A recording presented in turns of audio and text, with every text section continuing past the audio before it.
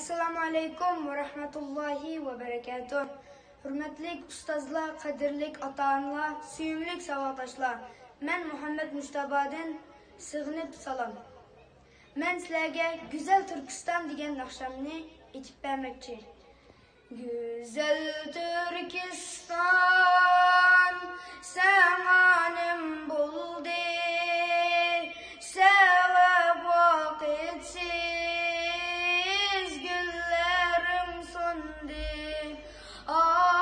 güllerim söndü, çimenler berbat, kuşlar hem feryat, hem misi mesum, bulmaz mı dilşat, bulmaz mı dilşat.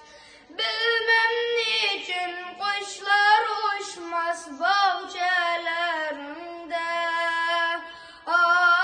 bahçelerinde. Bilmem niçin kuşlar uçmaz bahçelerinde, bahçelerinde. Birliğimizin devrenmez tağı, ümidimizin ötmez çırağı, ötmez çırağı. Birleş ey